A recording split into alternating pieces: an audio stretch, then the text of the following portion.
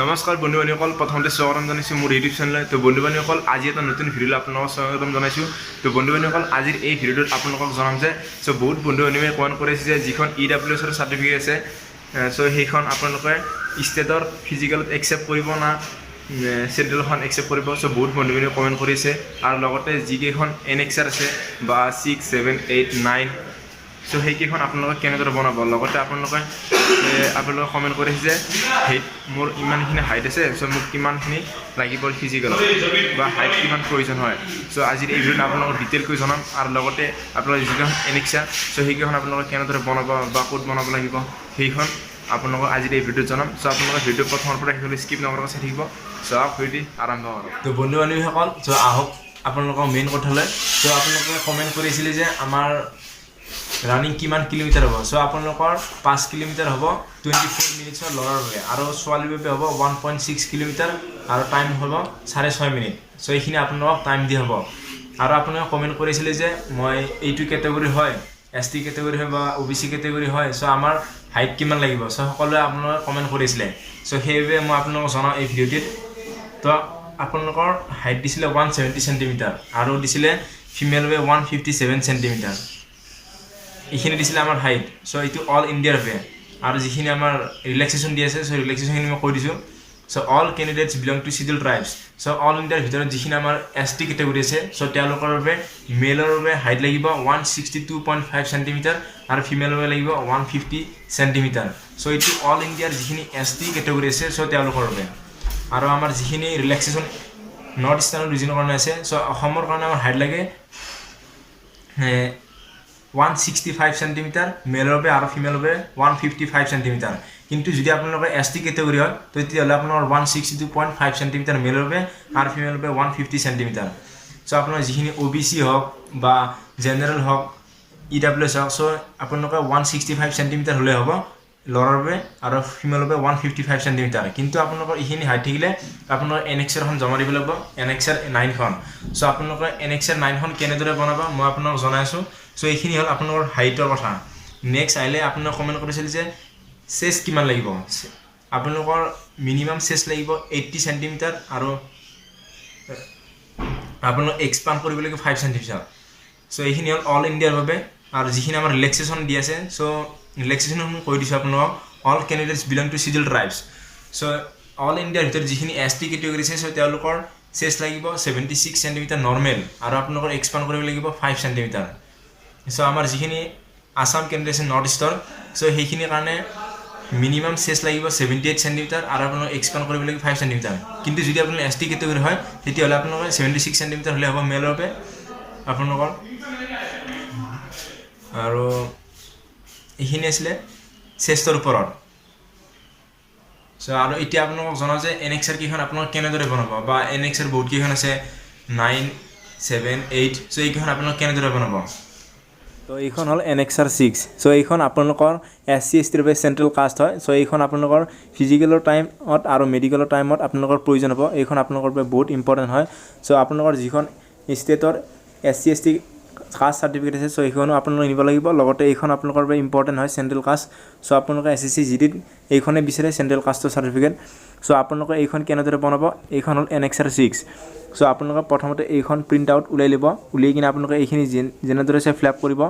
ইয়াতে লিখিছে this is to certified that Shrimati Kumari ইয়াতে আপোনালোকৰ নামটো লিখিব তাৰপিছতে আপোনালোকৰ ইয়াতে চন ডটাৰ অফ ইয়াতে আপোনালোকৰ ফাদাৰ নেমটো লিখিব তাৰপিছতে আপোনালোকৰ ইয়াতে নিজৰ গাঁওখনৰ নাম লিখিব ভিলেজ তাৰপিছত ডিষ্ট্ৰিক্ট লিখিব তাৰপিছতে আপোনালোকে ইয়াতে আপোনালোকৰ ষ্টেট লিখিব তাৰপিছতে ইয়াতে আপোনালোকে আসাম লিখিব তাৰপিছতে বিলং টু দি কাষ্ট ইয়াতে আপোনালোকে SC লিখিব এনেদৰে আপোনালোকে ফিল আপ কৰি কিনে আপোনালোকে তলৰ পিনে যাব এইখিনি ঠিক তেনেদৰে আপোনালোকে এইখিনি ফিল আপ কৰিব তাৰপিছতে আপোনালোকে ইয়াতে লিখিছে যে signature and designation with seal of office ইয়াতে আপোনালোকৰ যিটো ডেজিগনেশ্যন লিখা আছে উইথ seal of office ইয়াতে আপোনালোকে কিহৰ সাইন ল'ব লাগিব ইয়াতে আপোনালোকে লিখি দিছে তলৰ পিনে আপোনালোকে স্ক্ৰল ডাউন কৰিলে দেখা পাব যে district magistrate additional district magistrate collector deputy commissioner so' এইখিনি আপোনালোকে পঢ়ি ল'ব পাৰে চ' ইয়াৰে যিকোনো এজনৰ চহী হ'লে হ'ব বা আপোনাৰ আৰু লিখিছে যে চিফ প্ৰেচিডেঞ্চি মেজিষ্ট্ৰেট বা এডিশ্যনেল চিফ প্ৰেচিডেঞ্চি মেজিষ্ট্ৰেট বা প্ৰেচিডেঞ্চি মেজিষ্ট্ৰেট ইয়াৰে আপোনালোকৰ চহী ল'লে হ'ব লগতে আৰু লিখিছে যে revenue officers not below' the rank of tahsildar so' এইটো আপোনালোকে মনত ৰাখিব তাৰপিছত আৰু লিখিছে যে 4 নম্বৰ পইণ্ট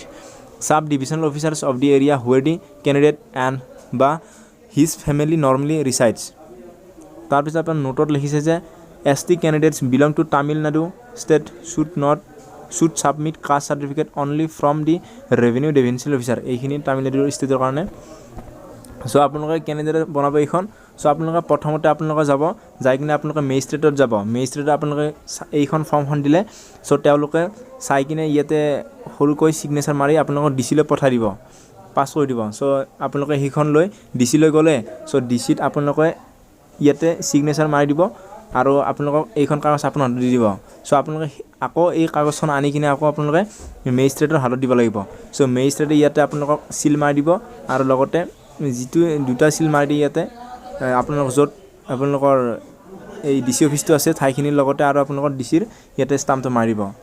চ' এনেদৰে আপোনালোকে Annexure VI খন বনাব পাৰিব SC কাষ্টৰ বাবে যিখন আপোনালোকে গম পালে যে SC STৰ চেণ্ট্ৰেল কাষ্ট হয় চ' এইখন আপোনালোকে বনাই নিব যেনেকৈ নহওক তাৰপিছতে আহিল যে আপোনালোকৰ এইখন Annexure VII এইখন হ'ল OBC কাষ্টৰ বাবে এইখন OBC কাষ্টৰ চেণ্ট্ৰেল কাষ্ট চাৰ্টিফিকেট হয় চ' এইখন আপোনালোকে এনেদৰে ফিল আপ কৰিব যেনেদৰে লিখা আছে ইয়াতে আপোনালোকৰ নাম ফাদাৰ নেম ভিলেজ ডিষ্ট্ৰিক্ট এনেদৰে আপোনালোকে লিখিব লিখি কিনে আপোনালোকে তলতে ইয়াতে দিছে ডিষ্ট্ৰিক্ট মেজিষ্ট্ৰেটৰ ছিগনেচাৰ দেখা পাইছে আপোনালোকে ইয়াতে আপোনালোকৰ ডিষ্ট্ৰিক্ট মেজিষ্ট্ৰেটৰ ছিগনেচাৰ মাৰিব তাৰপিছতে ইয়াতে আপোনালোকৰ DC ছিগনেচাৰ মাৰিব আৰু ইয়াতে আপোনালোকৰ চিল আৰু মোহৰ মাৰিব চ' এনেদৰে আপোনালোকৰ যিটো আপোনালোকৰ DC অফিচ হয় চ' তাত গৈ এইখন আপোনালোকে বনাব পাৰিব Annexure এইখন VII এইখন OBCৰ কাৰণে চ' এইখন আপোনালোকে নিব নাপাহৰিব ফিজিকেলৰ টাইমত যদি আপোনালোকে জমা নিদিয়ে তেতিয়াহ'লে আপোনালোকে মেডিকেলৰ টাইমত আপোনালোক জমা দিব লাগিব যদি আপোনালোকে মেডিকেলৰ টাইমত নিনিয়ে তেতিয়াহ'লে আপোনাক টাইম দিব 2-3 দিনৰ ভিতৰত আপোনালোকে তাত গৈ জমা দিব লাগিব আৰু এইখন হ'ল EWS চ' এই EWS খন কেনেদৰে বনায় মোৰ এজন EWSৰ কেণ্ডিডেট আছে চ' তেওঁলোকে বা বন্ধু এজন আছে তেওঁ চাকৰি পোৱা চ' তেওঁ কেনেদৰে বনাইছিলে এইখন তেওঁ ভালদৰে বুজাই দিব অলপ পিছত নেক্সট আৰু মই দেখাই আছোঁ যে এইখন হ'ল আপোনালোকৰ সকলোতকৈ ইম্পৰ্টেণ্ট Annexure IX চ' এইখন আপোনালোকৰ হাইট আৰু চেষ্টত ৰিলেক্সেশ্যন এইখন নিলে আপোনালোকক দিব এইখন আপোনালোকে কেনেদৰে ফিল আপ কৰিব চ' ইয়াতে লিখিব আপোনালোকে চাৰ্টিফাইড ডেট শ্ৰী আপোনালোকৰ নামটো লিখিব তাৰপিছতে চন অফ ইয়াতে আপোনালোকৰ ফাদাৰৰ নামটো লিখিব তাৰপিছত ইয়াতে আপোনালোকৰ ভিলেজটো লিখিব তাৰপিছত ইয়াতে তহচিল বা তালুকাটো লিখিব তাৰপিছত ডিষ্ট্ৰিক্ট লিখিব তাৰপিছত ইয়াতে আপোনালোকৰ ষ্টেটখন লিখিব লিখি কিনে আপোনালোকে এনেদৰে ফিল আপ কৰি কিনে আপোনালোকে আকৌ DC অফিচত যাব লাগিব DC অফিচত আপোনালোকে এই তিনিজনৰ যিকোনো এজনৰ আপোনালোকে ছিগনেচাৰ মাৰিলে হ'ব district magistrate sub division magistrate বা তহচিলদাৰ এইখন তাৰ পৰা ছিগনেচাৰ মাৰিব লাগিব আৰু তেওঁলোকে ইয়াতে ডেট আৰু প্লেচটো লিখি দিব আপোনালোকে নিলিখিব তেওঁ লিখিব আৰু আপোনালোকে ইয়াতে ছিগনেচাৰ মাৰি দিব এনেদৰে আপোনালোকে Annexure IX খন বনাব Annexure IX খন আপোনালোকৰ বাবে বহুত ইম্পৰ্টেণ্ট যিসকল ল'ৰা ছোৱালীৰ 170 তলত হাইট আছে 165ৰ পৰা 170ৰ ভিতৰত আছে চ' তেওঁলোকে এইখন অতি ইম্পৰ্টেণ্ট চ' এইখন নিনিলে আপোনাক ৰিজেক্ট কৰিব চ' আপোনালোকে ফিজিকেলৰ টাইমত আপোনালোকে এইখন নিব লাগিব যিহেতু ফিজিকেল আপোনালোকৰ হাইট আৰু চেষ্ট জোখা হয় আৰু আপোনালোকৰ মেডিকেলৰ টাইমতো নিব লাগিব চ' এইখিনি আপোনালোকৰ Annexure কেইখন আপোনালোকে যেনেদৰে নহওক আপোনালোকে বনাই নিব নেক্সট আপোনালোকৰ যিখন EWSৰ আছে চেণ্ট্ৰেল কাষ্ট সেইখন আপোনালোকে কেনেদৰে বনাই ডিটেইলকৈ এজন মোৰ বন্ধু আছে মোৰ লগত SSBত চ' তেওঁ আপোনালোক কেনেদৰে বনাইছিলে সেইখন ডিটেইলকৈ জনাই দিব বহুত বন্ধু বান্ধৱীয়ে কমেণ্ট কৰিছিলে যে মই EWS খন চেণ্ট্ৰেলৰ নিম নে ষ্টেটৰ নিম চ' তেওঁ বুজাই দিব বঢ়িয়াকৈ তো এইজন হ'ল মোৰ বন্ধু কুতুবুদ্দিন তো এওঁ আছিলে EWS চ' এওঁ কেনেদৰে বনাইছিলে চ' এওঁ জনাব এতিয়া চ' আপোনালোকে এনেদৰে বনাব পাৰিব EWS খন আৰু EWS খনৰ ইম্পৰ্টেণ্ট কিমান চ' তেওঁ জনাব চ' আপোনালোকে চাওক EWS টো জেনেৰেলতকৈ বহুত ভাল মানে বহুত ৰিজাৰ্ভেশ্যন থাকে 10% তাতো বহুত হেৰি না কিন্তু EWS খন মেইন মানে ষ্টেটৰখন ৰানিঙত ষ্টেটখন লৈ গ'লেও যে বহুত কামত আহিব মানে চলি যাব কামটো কিন্তু ৰানিঙত ষ্টেটৰখন একচেপ্ট কৰে নে ষ্টেটৰখন ৰানিঙত একচেপ্ট কৰিব আমাক যিকোনো একচেপ্ট কৰিব EWS জাষ্ট হ'লে হ'ল কিন্তু মেডিকেলত চেণ্ট্ৰেলখন লাগিবই মানে সেইখন বাধ্যতামূলক চেণ্ট্ৰেলখন মেডিকেলত লাগিবই আমাৰ লৈছে এইবাৰ কিবা লিখিছে গম নাপাওঁ কিন্তু চেণ্ট্ৰেল এখন লাগিবই মেডিকেলত এতিয়া তুমি কোৱা যিকেইটা ষ্টেটৰ এখন লৈ গৈছিলে সিহঁতৰ 1 দিন বা 2 দিন টাইম দিছিলে লৈ আহিব কাৰণে সিহঁতৰ লৈ আহিব নোৱাৰিলে পিছত জেনেৰেলত ট্ৰান্সফাৰ হ'ল যিকেইটা জেনেৰেলত কাট অফ পালে ইয়াতে পাই গ'ল যিকেইটা কাট অফত হেৰি টাচ নহ'ল ইয়াতে এতিয়ালৈকে পোৱা নাই মানে কাট অফ ফাইনেল মেৰিট লিষ্টত অহা নাই এতিয়া তুমি কোৱা যে এই EWS খন কেনেদৰে বনাব লাগে ফাৰ্ষ্টত EWS খন এইটো অফিচিয়েল নটিফিকেশ্যনৰ পৰা ফৰ্মেটটো ওলালো PDF তাৰপৰা চেণ্ট্ৰেল লিষ্ট বুলি লিখাই থাকে তাতে লিখাই আছে পেকেটত সেইটো প্ৰিণ্ট আউট কৰি কিনে 2 কপি ওলাই চাৰ্কুল অফিচত গ'লো এপ্লিকেশ্যন দি কিনে চাৰ্কুল অফিচত 1 কপি ৰাখি বাকী ফৰৱাৰ্ড কৰি দিলে DC অফিচলৈ মেজিষ্ট্ৰেটত তাৰপিছত তাতে জমা দি দিলোঁ দি কিনে তাৰপৰা দিছিলে ফৰৱাৰ্ড কৰিছে চাগে কিন্তু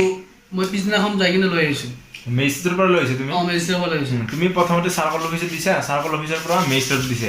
আকৌ মেজিষ্ট্ৰেটে আকৌ ডিচিৰ পৰা চিগনেচাৰ আনি আকৌ ৰাখি থৈছে তাৰপিছত তুমি লৈ আহিছা ফাইলখিনি ৰেডি কৰি থৈ দিলে মই পিছদিনাখন লৈ আহিছোঁ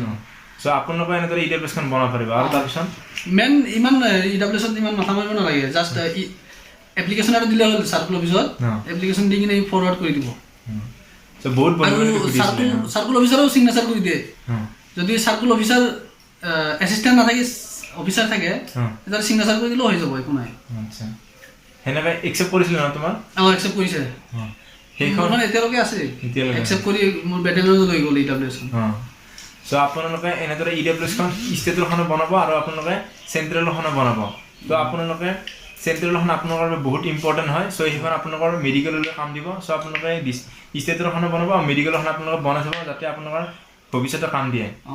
যদি চেণ্ট্ৰেলখন বনাই আছে তেতিয়াহ'লে চিন্তা নাই আৰু ষ্টেটখন ইমান মাথা মাৰিব নালাগে আৰু যদি এতিয়া ষ্টেটখন আপোনাৰ আছে ধৰি লওক তেতিয়াহ'লে ৰানিংটো কৰি আহক আপুনি তাৰপিছত আৰামত বনাই ল'ব চেণ্ট্ৰেলখন আৰু আপোনালোকে যিটো গমেই পায় EWSৰ কেটেগৰী ক্ৰিটেৰিয়া আপোনাক কি আপোনাৰ লাগে EWS খনৰ কাৰণে বা কোনখিনি মানুহে বনাব পাৰে EWS খিনি সেইখিনি আপোনালোকে হয়তো গমেই পায় চ' বহুত বন্ধু বান্ধৱী এইটোৱে সুধিছিলোঁ যে EWS খন কেনেদৰে বনাব লাগে চ' মই আপোনাক মোৰ বন্ধুৱে কৈ দিলে গোটেই দিনে চ' এইখিনি আছিলে ভিডিঅ'টিত আৰু আপোনালোকৰ যদি কিবা সুধিবলৈ থাকে Annexure ওপৰত বা আপোনালোকৰ ফিজিকেলত আৰু কিবা সুধিব লগা আছে তো আপোনাৰ কমেণ্ট ছেকশ্যন কমেণ্ট কৰি জনাব চ' আজি ভিডিঅ'টো এইখিনিতে সমাপ্ত কৰিলোঁ নেক্সট ভিডিঅ'ত আকৌ লগ পাম চ' বাই